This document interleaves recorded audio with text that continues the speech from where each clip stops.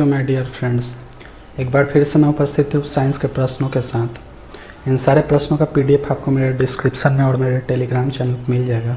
आप चाहें तो वहाँ से आकर डाउनलोड कर सकते हैं। चलिए शुरू करते हैं।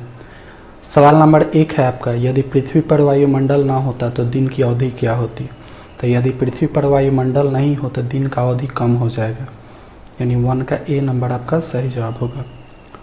2 नंबर सवाल है आपका, द्रवों का वह गुण जिसके कारण यह अपनी विभिन्न परतों में होने वाली गति का विरोध करती है क्या कहलाती है।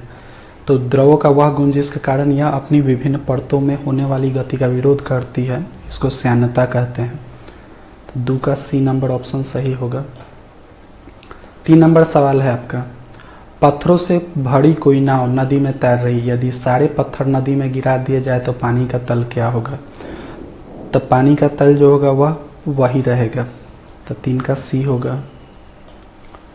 4 नंबर सवाल है आपका, निम्नलिखित में किसमें रक्त नहीं होता यानी खून नहीं होता किंतु वह श्वसन करता है यानी सांस लेता है। तो हाइड्रा ऐसा जीव है जिसमें रक्त नहीं होता लेकिन वह सांस ले सकता है। तो 4 का सी सही जवाब होगा।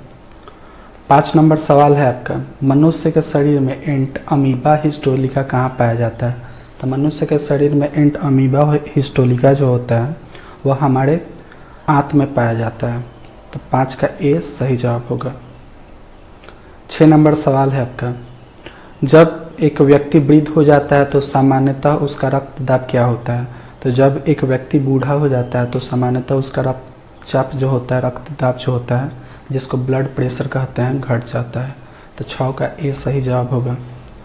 7 नंबर सवाल है आपका, जब 2 इलेक्ट्रॉन एक ही कक्ष में होते हैं तो उनमें क्या पाया जाता है।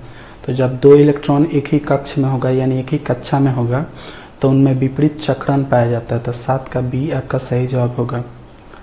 8 नंबर सवाल है आपका, जब कांच की छड़ को रेशम से रगड़ा जाता है तो जब कांच की छड़ को रेशम से रगड़ा जाता है तो वह धनावेशित हो जाती है यानी प्लस चार्ज उस पर आ जाता है। तो 8 का बी सही जवाब होगा।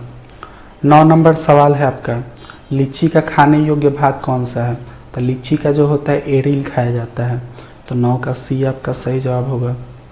10 नंबर सवाल है आपका, प्रकाश संश्लेषण के लिए आवश्यक है।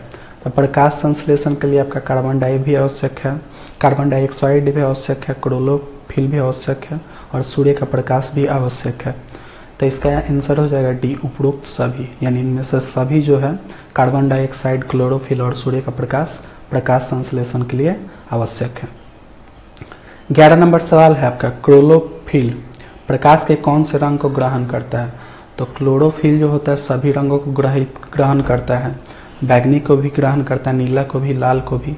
तो इसका आंसर क्या हो जाएगा, उपरोक्त सभी। 12 नंबर सवाल है आपका, अम्लीय विलयन का पीएच मान होता है सदा ही, मतलब अम्लीय विलयन का पीएच मान जो होता है वह क्या होता है। तो अम्लीय विलयन का पीएच मान जो होता है वह 7 से कम होता है। तो 12 का बी ऑप्शन सही होगा। अगर 7 से अधिक होगा तो हमारा विलयन क्षारीय हो जाता है और 7 के बराबर होता है तो हमारा विलयन क्या होता है, उदासीन होता है। चलिए 13 नंबर सवाल है आपका, दानेदार जस्ता पर तनु सल्फ्यूरिक अम्ल डालने पर कौन सा गैस उत्सर्जित होता है। तो जब ऐसा किया जाता है तो आपका हाइड्रोजन गैस निकलता है। तो 13 का ए सही जवाब होगा। 14 नंबर है, अंगूर का किण्वन करना एक क्या है, यानी अंगूर को जब किण्वित करते हैं तो वह क्या होता है, कैसा प्रक्रिया होता है। तो परिवर्तन होता है। तो अंगूर को जब किण्वन किया जाता है तो वह आपका रासायनिक परिवर्तन होता है। तो 14 का बी सही जवाब होगा। 15 नंबर सवाल है आपका, धातु के बर्तन में खाना बनाया जाता है क्योंकि यह ऊष्मा का। तो धातु के बर्तन में खाना इसलिए बनाया जाता है क्योंकि यह ऊष्मा का सुचालक होता है। सुचालक कहने का मतलब हो गया ऊष्मा को एक जगह से दूसरी जगह स्थानांतरित करता है।